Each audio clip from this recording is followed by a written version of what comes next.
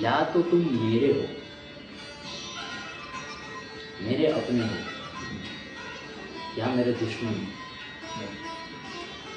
या तो तुम मेरे हो, मेरे अपने हो, मेरे दुश्मन हो। क्योंकि जिस जंग के मैदान में मैं उतरा हूँ, वहाँ मेरा गीत एक हथियार है।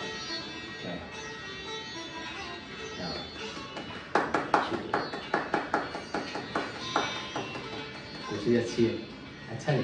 अरे मैंने तो कोशिश की नहीं है, ये तो अमृत जी का लिखा हुआ है। मैं उनकी कविताएं पढ़ता रहता हूँ। अमृत की कविता तो कविता नहीं है, वो एक हथियार है। मेरे लिए तो सबसे पहले वो कविता ही है। मेरे लिए तो हर कलात्मक रचना, चाहे कविता, उपन्यास, नाटक या कहानी क्यों ना हो, जिसके जरिए जनता के साथ में विचारी सतह पर जुड़ा जा सकता है, वो सामाजिक और राजनीतिक संघर्ष में एक हथियार है। आपकी बात सही है, लेकिन हर बार ये जिद क्यों? ये जिद नहीं है भरत, सच्चाई। कला को राजनीति से अलग नहीं किया जा सकता। अगर ध्यान से देखो तो हर देश कला को अपना माध्यम बना के अपनी सत्ता कायम रखने के लिए इस्तेमाल कर रही है। अगर बुनियादी परिवर्तन लाना है तो हमें अपनी कला, अपने माध्यम को एक हथियार के तौर पर इस्तेमाल करना होगा। और फिर भी काम ना बने तो हथियार को ही अपना माध्यम बनाना होगा।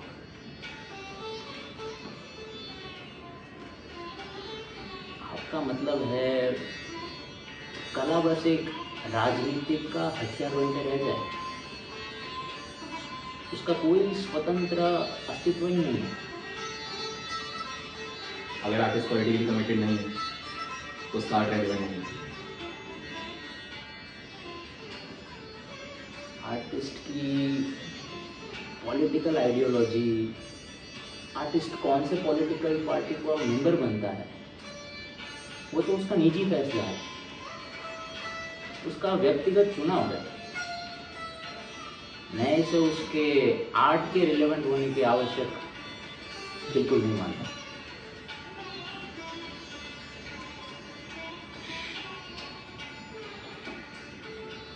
लेकिन एक बात तो स्पष्ट है, श्रेष्ठ कला और साहित्य 20वीं शताब्दी में तो कम से कम किसी न किसी प्रोटेस्ट के जरिए से ही पैदा हुआ है।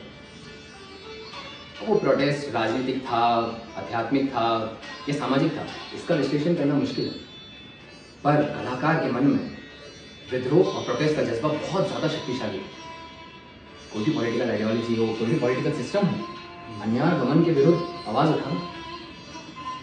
हम आर्टिस्ट का परम कर्तव्य बन गए। फिर आर्टिस्ट के निजी सुख दुख का क्या? आपके दर्शन को उससे तुच्छ मान के दुख आता है। हमारे जो सुख और दुख होते हैं वो हर बार सामाजिक और राजनीति के संबंधित क्यों होना चाहिए? हर बार ये आग्रह मुझे समझ में नहीं आता है। व्यक्ति के निजी सुख दुख से कोई बैर है ही नहीं। पर अगर कोई रचना कलात्मक स्तर को नहीं छू पाती और समाज में नई दृष्टि नहीं दिखा पाती है तो फिर किस काम की?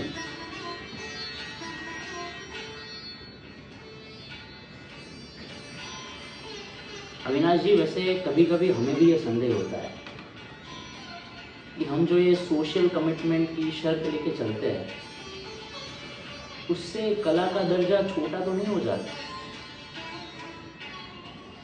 हम कौन होते हैं तय करने वाले कि एस्थेटिक ज़्यादा इम्पोर्टेंट है या कमिटमेंट? फिर सोचता हूँ ये सब तो बेईमानी वाले सवाल है। असल में हमारे पास आज़ादी है ही नहीं कुछ चुनने की। हम तो लिखते इसलिए है क्योंकि हमें लिखना बेहद पसंद है।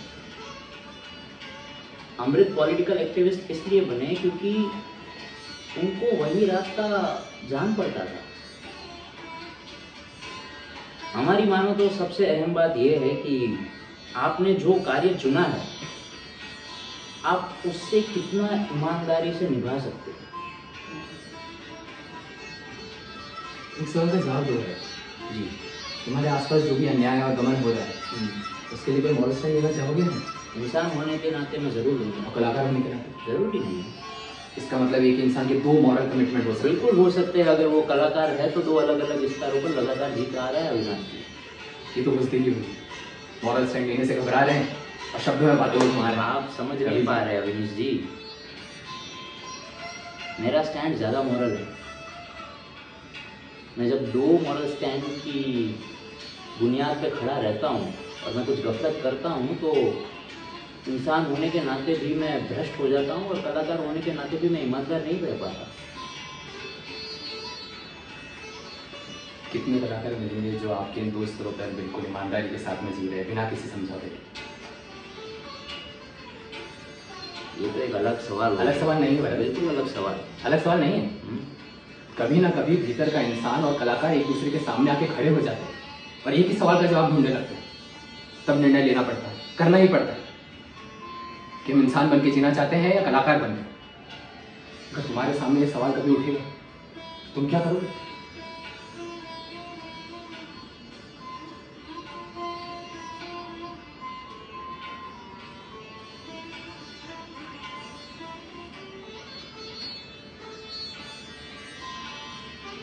क्या है दोस्तों, तस्वीर के अखबार में एक बहुत बड़ी पुष्टि करनी है।